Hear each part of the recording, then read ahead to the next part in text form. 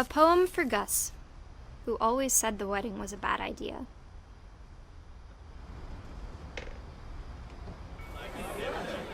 Our father never hit us kids, at least not very hard, before the day my brother said with teenage disregard that he'd be dead before he'd see a wedding in our yard.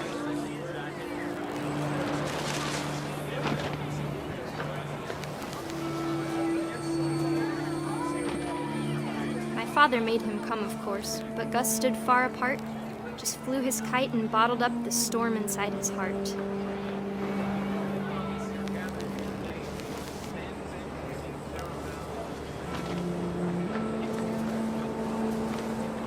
I tried to talk him out of it, but though he'd never met her, "We don't need a stepmom," were the words that I now pronounce you husband and wife.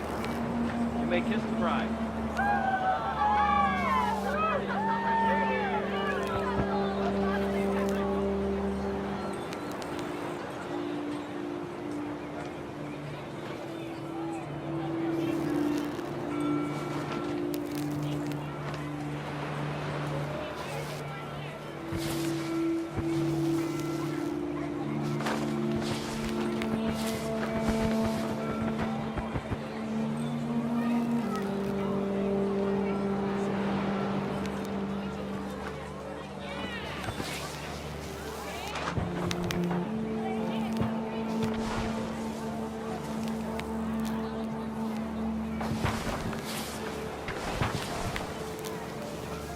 When the time for photos came, Dad ordered him to come here. But Gus declined and as a sign held up his middle finger.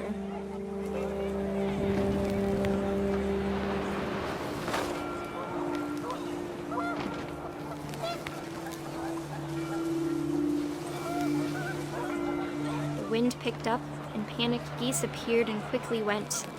But all the humans did that day was go inside the tent.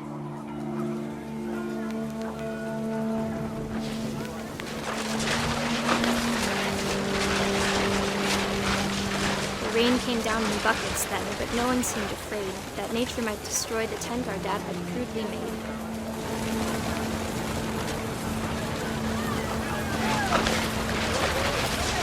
The thunder sounded much too close and full of angry power. But all my father said to this was, "Make the music louder."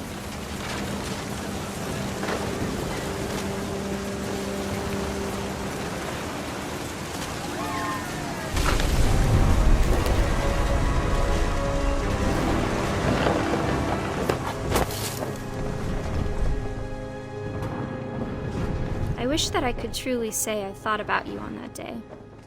Out there on the beach alone, just you, the wind, the sea, and foam. But I didn't, until we found you.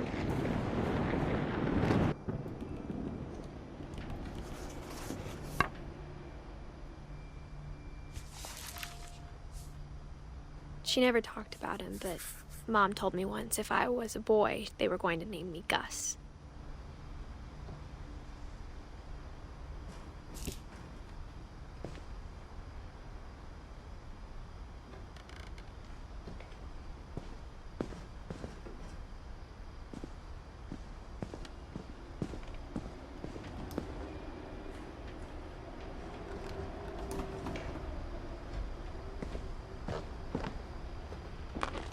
My mom moved up to the loft after her brothers died.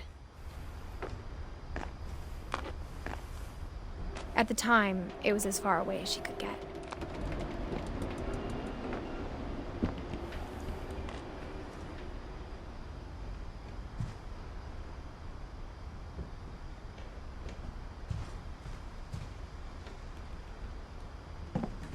She spent a summer building houses in Calcutta, where she met my dad, Sanjay.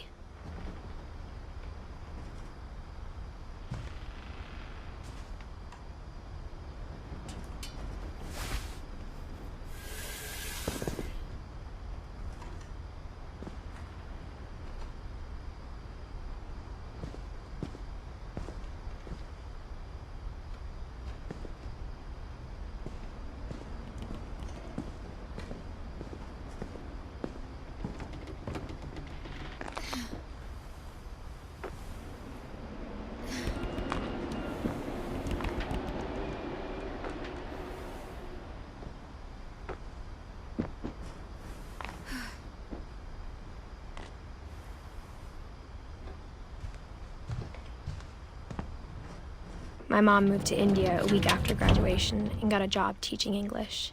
Louis was born a year later.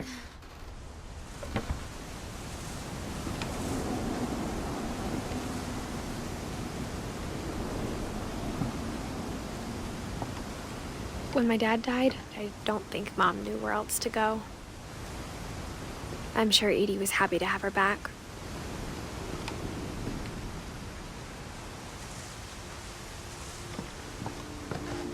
The house had to get a little bigger, but Edie was used to that.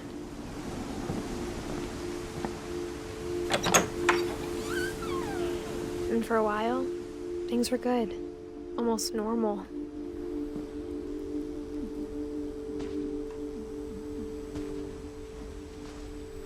But it didn't last.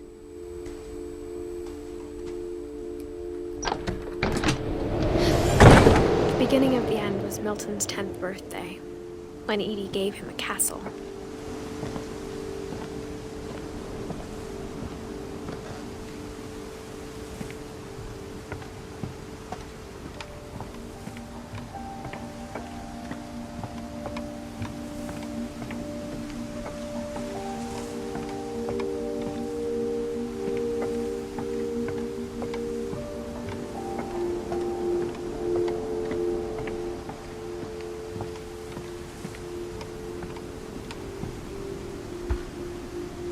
After Milton disappeared, the only thing he left behind was a room full of paintings.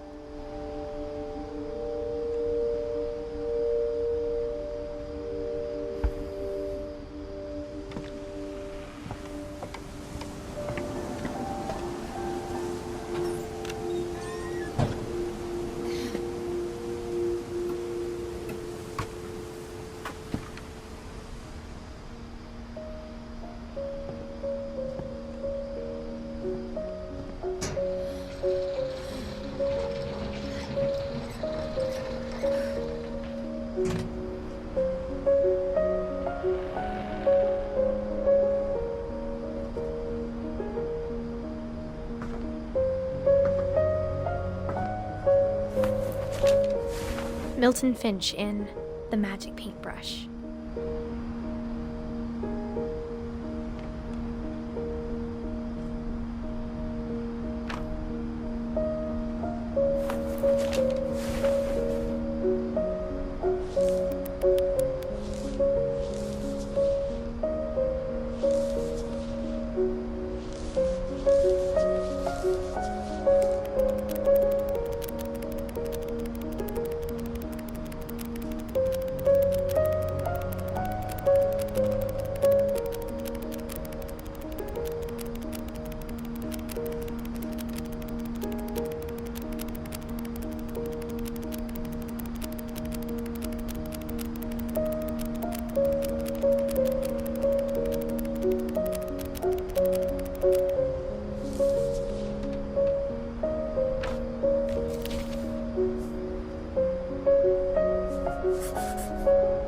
I was 4 when Milton disappeared.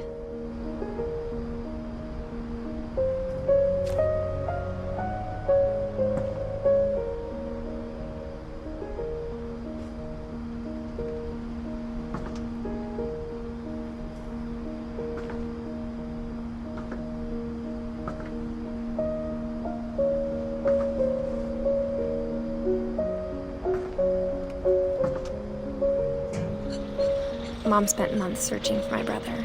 Then she sealed the doors.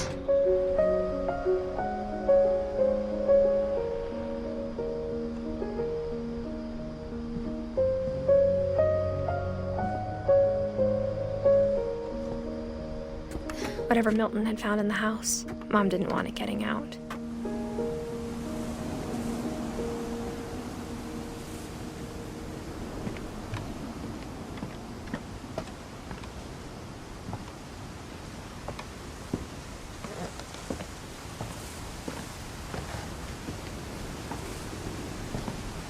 Mom definitely blamed Edie, but I think Louis blamed himself. After he graduated, he just spent more and more time in his room, until Mom got him a job at the cannery.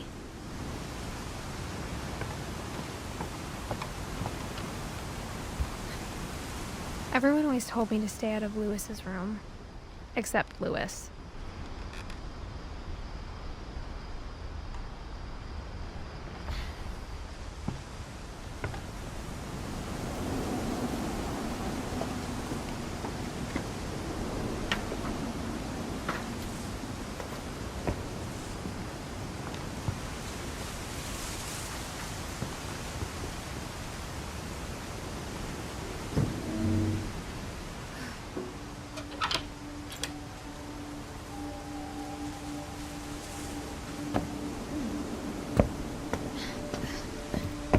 Lewis's room smelled very, very familiar. That part of him lived on.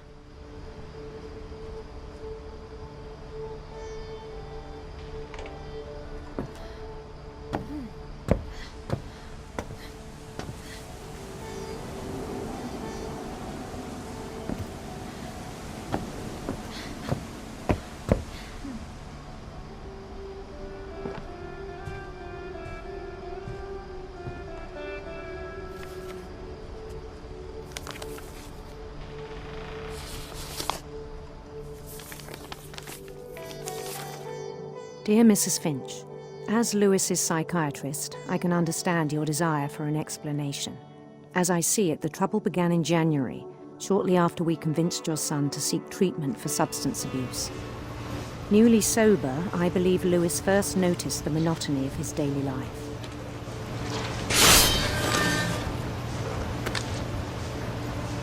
He kept working at the cannery.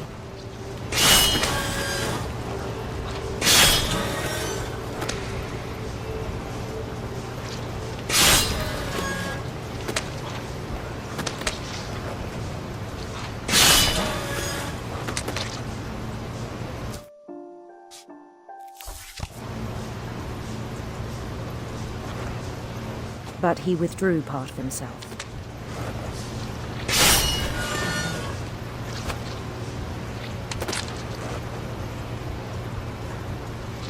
In our sessions, I saw the same behavior.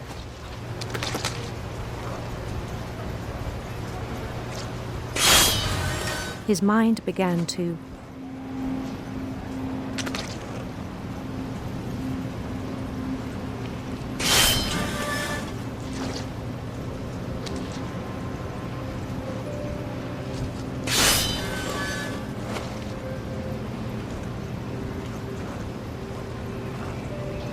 wander.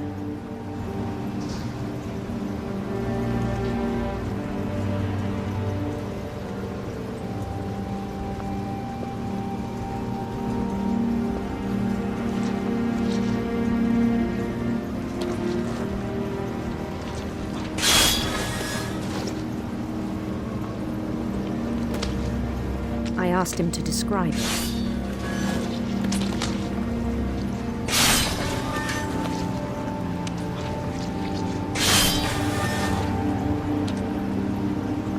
He said he started small.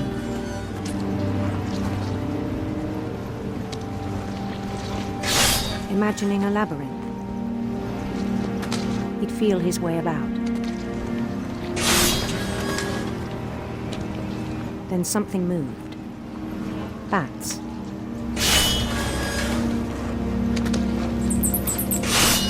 And toads.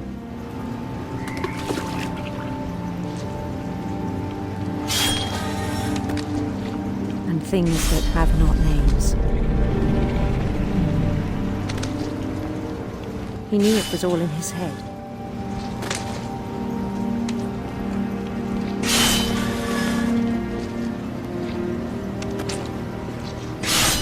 But he took it very seriously. I had hoped he'd find himself.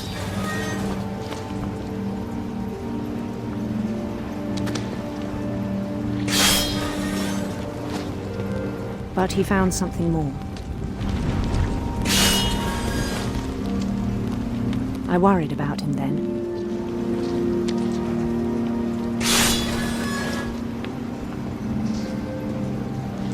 Daydreaming at the cannery.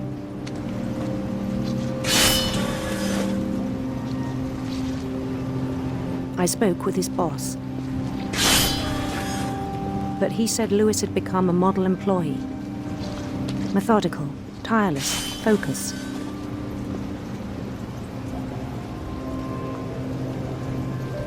Like a whole new Lewis. So I let him go on.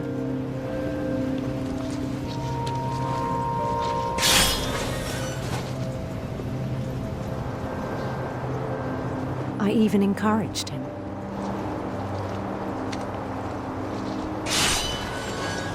It seemed very promising at first.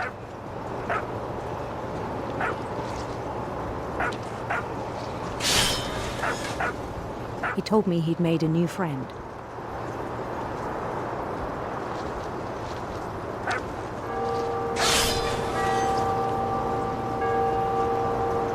On the edge of a city he named Lewis Topia.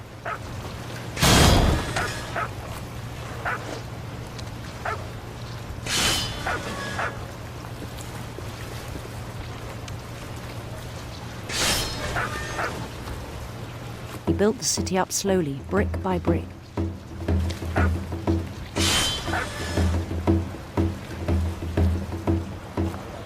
Then he made musicians.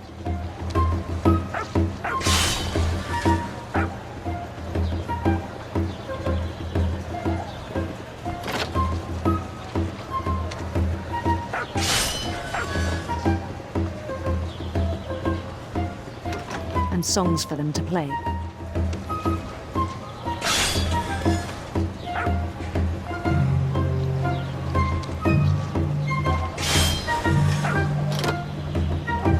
He talked about starting a band.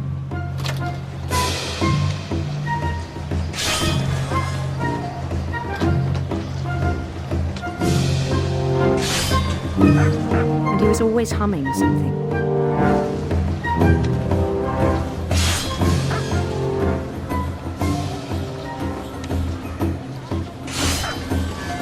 Every day his imagination grew stronger.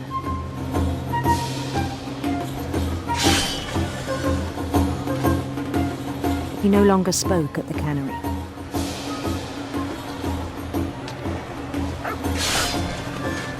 But his chopping was as reliable as ever.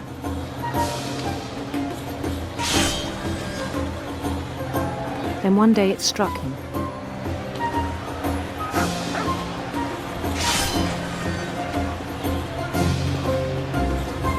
At all the cheering crowds, even the stones under his feet,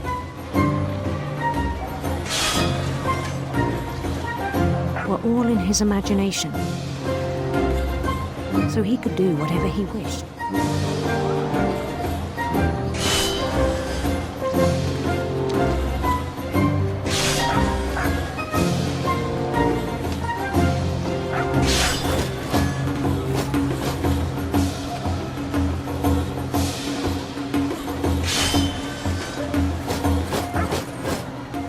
He held an election for mayor.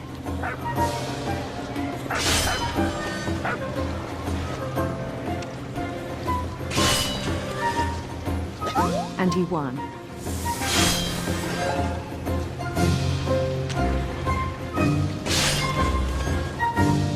They begged him to stay, but his mind was already wandering.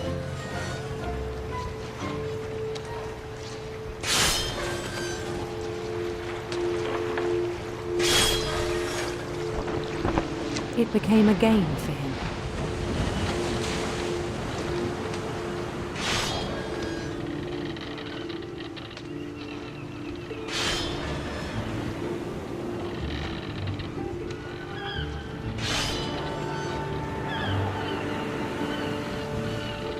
He'd conquer a city, then immediately push on.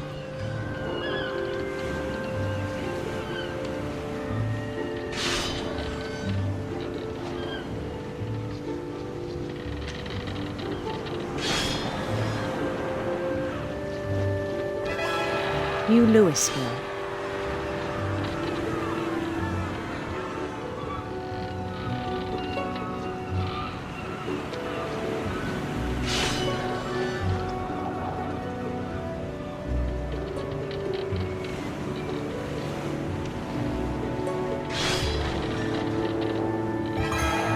St. Louis.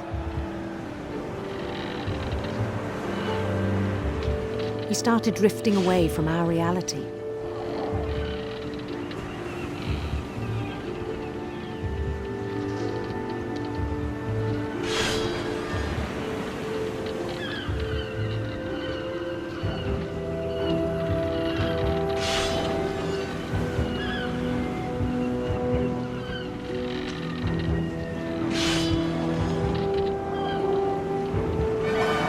Minneapolis.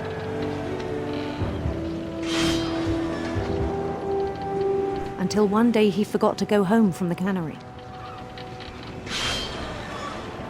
Even as his mother pleaded with him, part of Louis kept sailing on.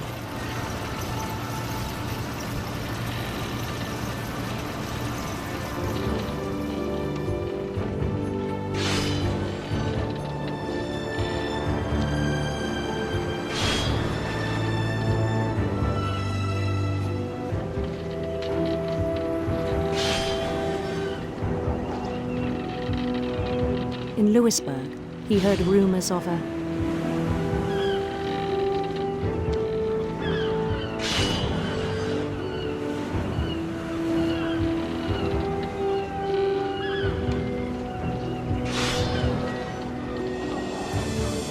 handsome queen.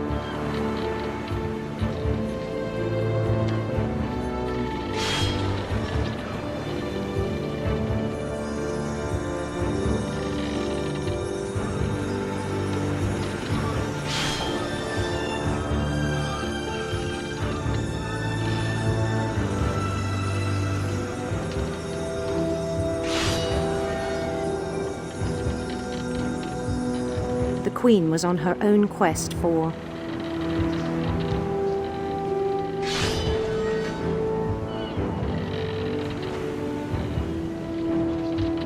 sinister serpents.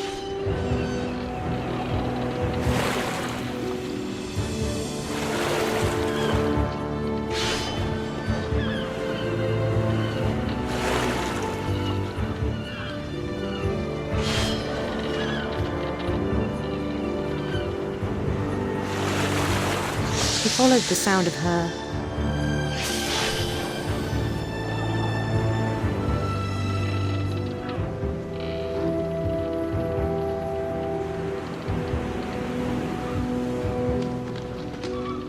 silver harp.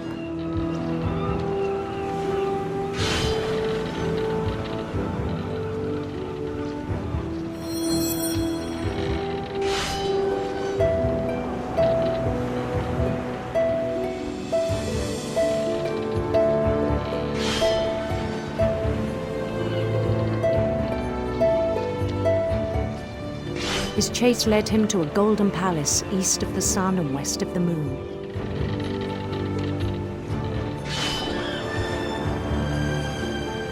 Even then, his logic remained sound.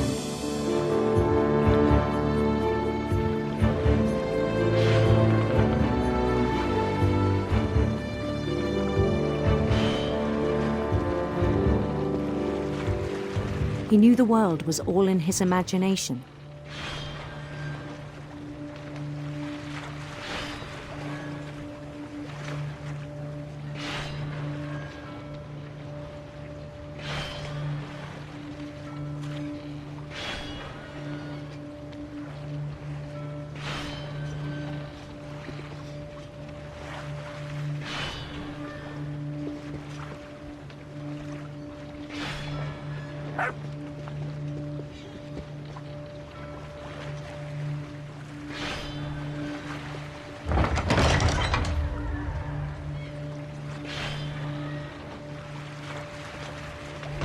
But he was so proud of having created it.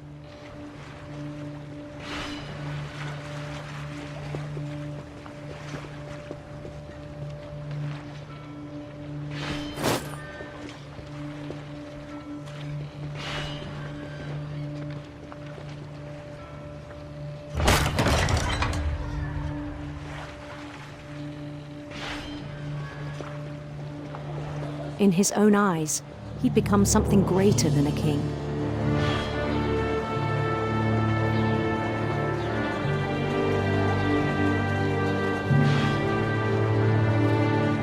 someone who'd never known success in the real world, I think it was overwhelming. And then it struck him that the real Lewis was not the one chopping salmon, but the one climbing the steps of a golden palace.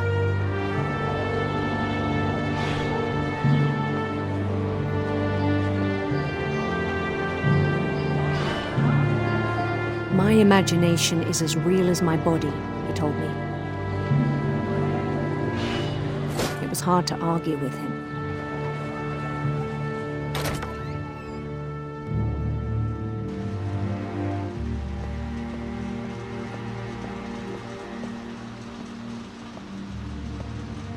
He began to forget the world we know.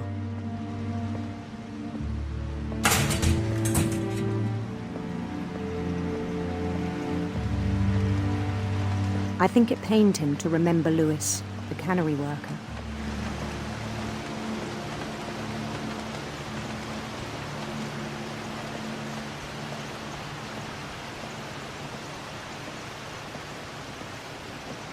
He began to despise the man with a royal contempt.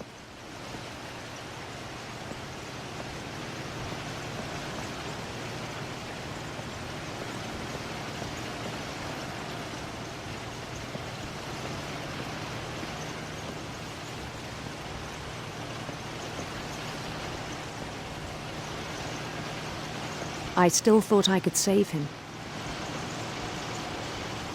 Even after he said he was being crowned king over all the lands of wonder. The palace would be packed with his companions.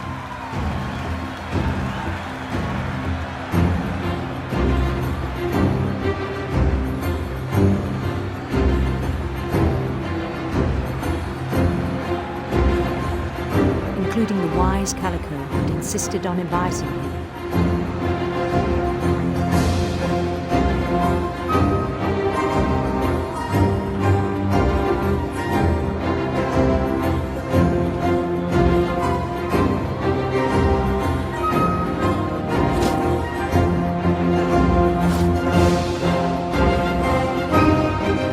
His queen waited, holding his crown.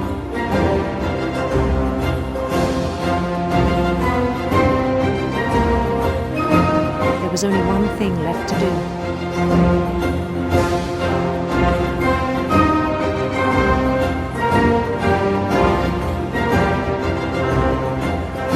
Bend down his head.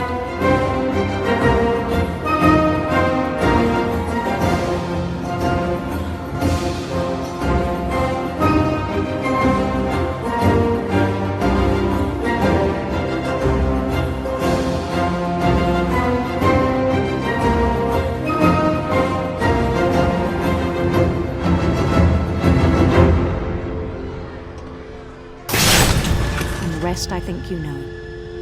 Mrs. Finch, your son was a kind man who will be missed by all of us who knew him.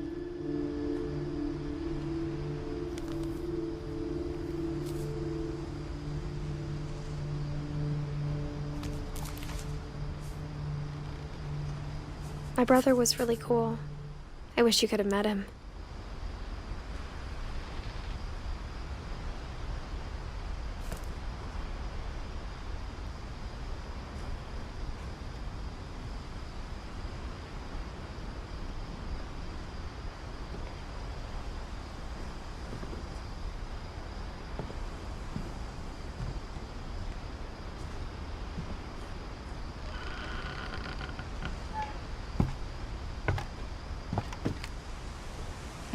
On the way back from Lewis's funeral, my mom told me to start packing. She waited until the day before we left to tell Edie. I'm not sure if she wanted to make it easier or harder.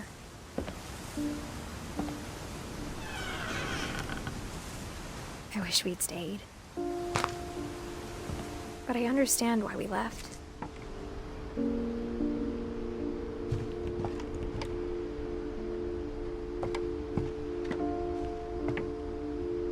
My mom ended up leaving everything behind.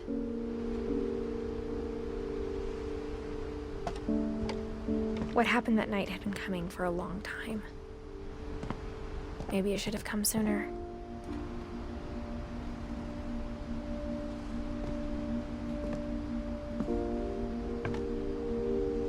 but it had to end one way or another. All that's left now is to tell you about that last night.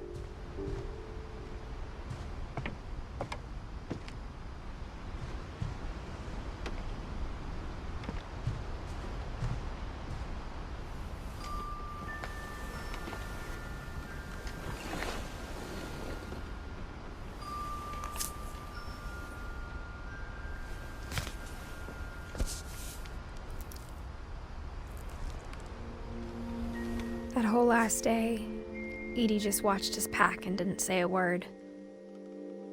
Until supper, when she raised her glass and said, "To our final night together, and all our final nights apart." Grandma, you know what I said about alcohol. Some of your medications are very Edith, specific. I left a present for you in the hallway. Why don't you go open it? The grown-ups have to argue now. I'm sorry, you're right. We're all leaving tomorrow. Let's just enjoy our last... I'm not leaving. Edith, you're excused.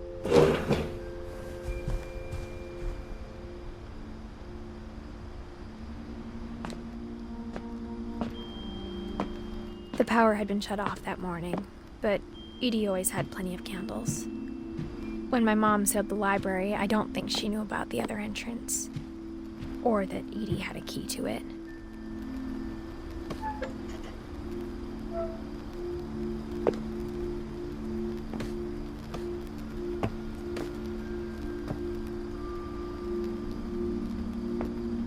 That thing you're afraid of isn't going to end when you leave the house. Edith has a right to know these stories.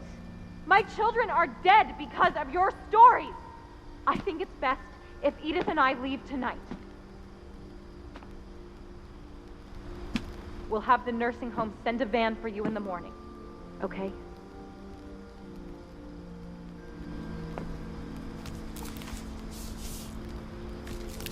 Dear Edith, there's so many stories I wish I could tell you, but there's only time for one. This is about what happened on the night you were born. That night, the tide went way, way out. It was the first and last time I ever saw the old house aground. There'd been an earthquake out in the middle of the ocean. They called it the lowest tide in 1,000 years. God, it smelled awful. You know, I've seen that house every day of my life.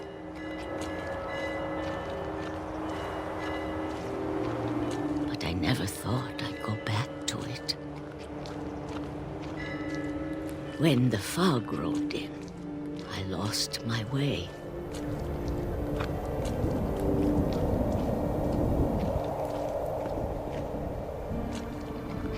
I got turned around.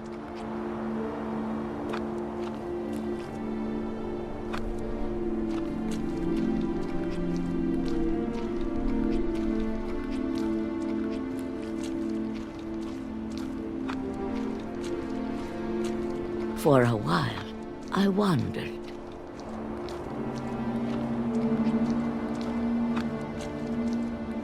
I started seeing things.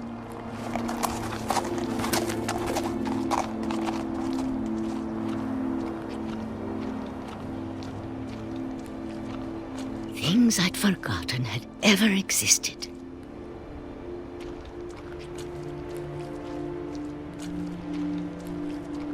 But when I saw them, they felt like old friends. That night, a lot of things came back to me.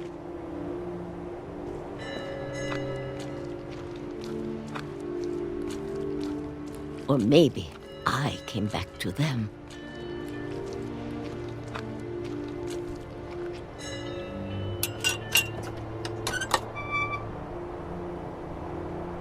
Things I can't explain, but that I need you to try and... Edith, what are you doing in here? It's mine! Edith! Mom, you're gonna rip it! Let go! I kicked and screamed, but Mom dragged me to the car.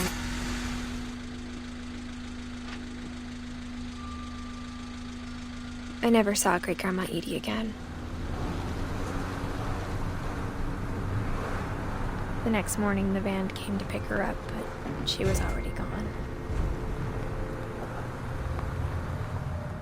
After that, we moved around a lot.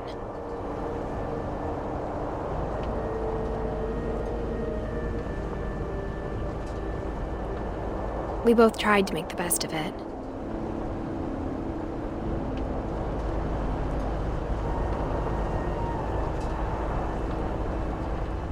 A few years went by.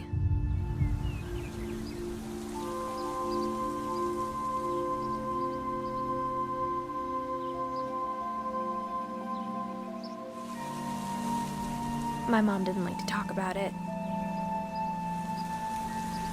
but she started getting sick a lot. The rest happened pretty quickly.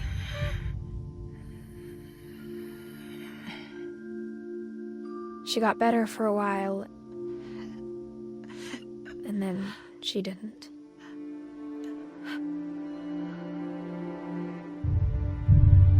And then I was alone.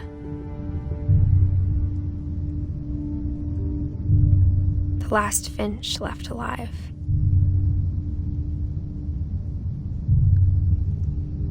Until I found out about you. I'm still not sure what to tell you about all this. If we lived forever, maybe we'd have time to understand things. But as it is, I think the best we can do is try to open our eyes. And appreciate how strange and brief all of this is.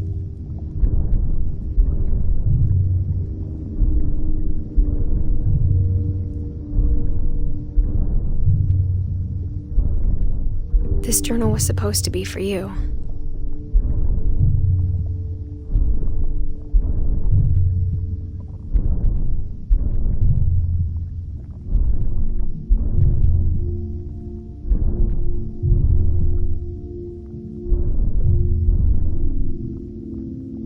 But now I hope you'll never see it.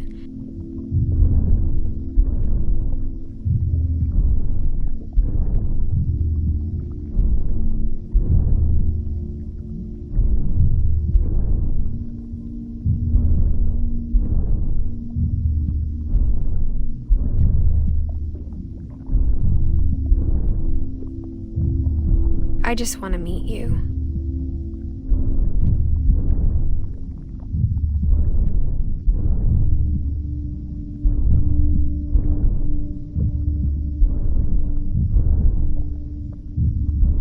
And tell you all these stories myself.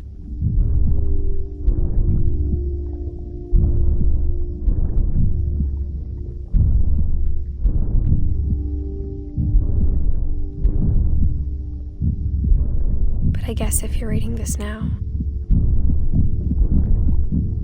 things didn't work out that way.